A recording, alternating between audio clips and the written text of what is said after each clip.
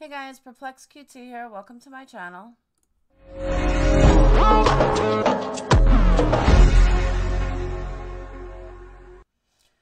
So I'm sure you're wondering who the guy on the left of me is. And before I start my video on Ethan, I do have to give a big shout out to Tim.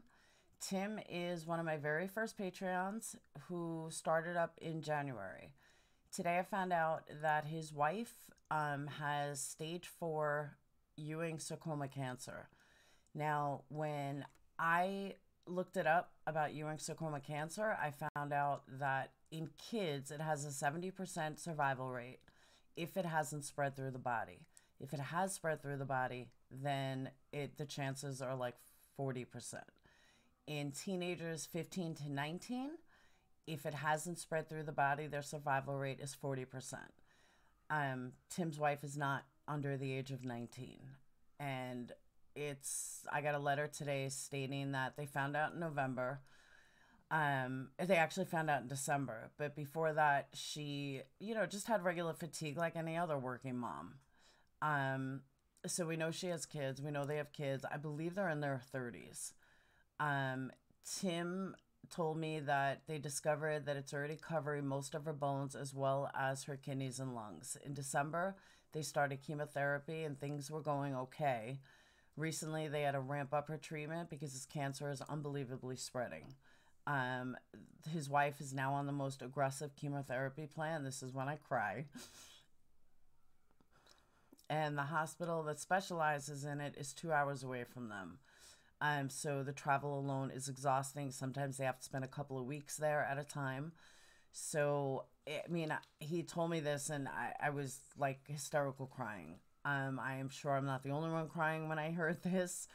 But, I told him I would give him a big shout out. I can't even imagine what he's going through. Me and some Patreons are going to send him some flowers and, gas cards or whatever he needs. And I wanted to give a big shout out to Anna. And I was going to do this sooner, but I wanted his permission before I did it. So for everyone following Making a Murderer, I don't even care if you hate me. If you're a hater, support Tim. If you believe in religion, then please pray for her. Her name is Anna. If you don't believe in religion, then just go ahead and send her and him your best wishes. Maybe with thousands upon thousands of people. They say like cancer can be beat if you wish hard enough. So let's all pray and wish hard enough that she can beat this. With enough love and enough support, she'll have a miracle.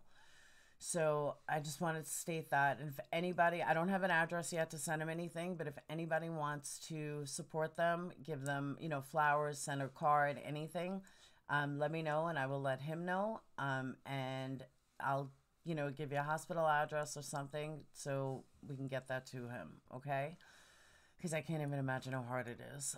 So not to be a downer or anything, but this video is kind of depressing too.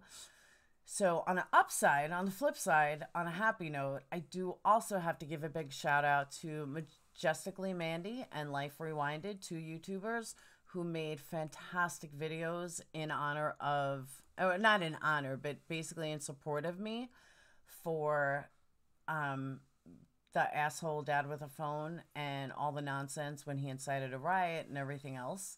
And they both made 2 fantastic videos about it to support me. So I want to thank them both. Go check out their channels, both brand new channels, but it's Majestically Mandy and Life Rewinded. And I want to thank you both from the bottom of my heart for having my back and for, going out of your way and spending the time making the videos. And Life Rewinds is funny because at the end it says, PURPLEXEDQT, save Stephen Avery, or, get Stephen Avery out. So free Stephen Avery. So it's a really cute video. So again, I want to thank you guys both. So now on the flip side of this, the preliminary trial for Tim happened yesterday. And in this preliminary trial, it was actually a 2-day preliminary trial, and the dumbasses really tried to get his court revoked. I don't know where he thought he was going to get it removed or dismissed, but he tried. Now, there's an interesting twist in it, though, is on Monday he entered the plea to dismiss the entire complaint. All charges dismissed. Yeah, okay. Wishful thinking. on Tuesday, the court found probable cause to believe that a felony has been committed by Tim, and the defendant probably committed it, according to online court records. Hochschild was bound over the trial. His arraignment is scheduled for March 20th. Now, originally, what we all thought was that he was not home, that him and Tina weren't home during this trial. I mean, during this, killing. And there was a lot of talk about what was happening while he was in trial.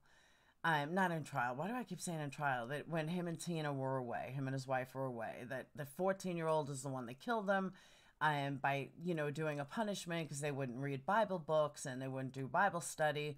So they had this 40-pound kid carry this 55-pound log over and over and over. The story that remained was, hey, you know what? It wasn't me that did it. Me and Tina were out. We didn't, even know what was going on. And Damien called us and said, hey, you know what? I think Ethan's hurt. And they came home like, caring parents and yada, yada, yada. What's interesting about it is the judge is now charging Timothy with a felony, saying that he was there. Now, in order for that to happen, that means that everything that we know to date is a lie, because there has to be evidence, or it maybe Ethan's twin told, or maybe someone else told that, you know what, he was home.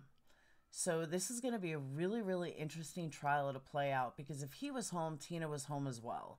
So on Monday, he, again, tried to get the whole thing dismissed, like, hey, it's no big deal. I wasn't even home. Why am I being charged with murder? Well, the judge in Manitowoc County then twisted it and said, oh no, you were home. So it'll be definitely an interesting case to play out. Now, if you don't remember what exactly happened, Tina was charged with child abuse and the contributing delinquency to a minor. She's 36. Her preliminary hearing is scheduled for February 20th, which happened already yesterday, but I believe it was postponed until this was done on the 19th. But I believe it was postponed till March. Actually, I know it was postponed till March. So what exactly happened is that the medical county examiner determined Ethan died from hypothermia because his face was like in the snow, and blunt force injuries to his head, chest, and abdomen. That all happened from Damien taking his foot and pounding it in his chest. Now, Damien claims that he didn't do that, and that he only did that because he was trying to wake him up and he was trying to scare him. Well, it was all nonsense. The reason why he did it is because he's a sick fuck. And it's heartbreaking to me that, the 7-year-old had to die because of these sick human beings.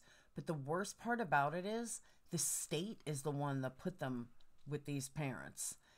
Now, his real father is in and out of jail, which I have friended him, but he hasn't really spoke to me about it.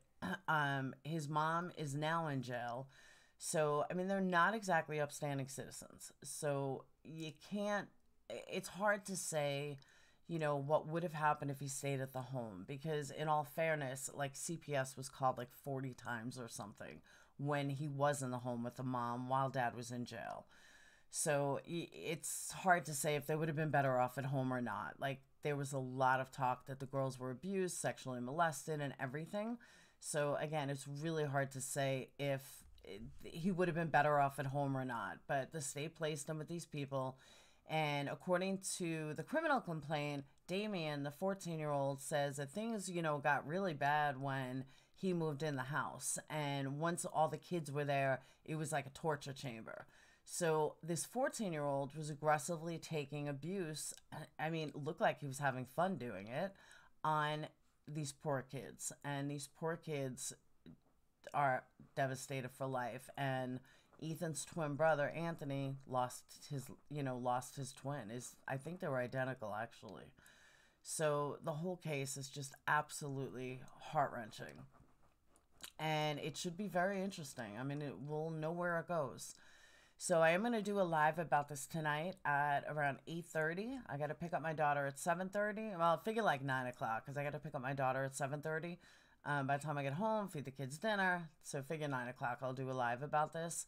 And this was all really rushed because I kept crying every time I spoke about Tim, my Patreon, and I kept having to redo the video. Then I got phone calls and everything else.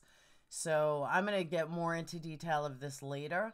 But just to let you guys know, again, this live tonight is about Ethan Hauschwitz.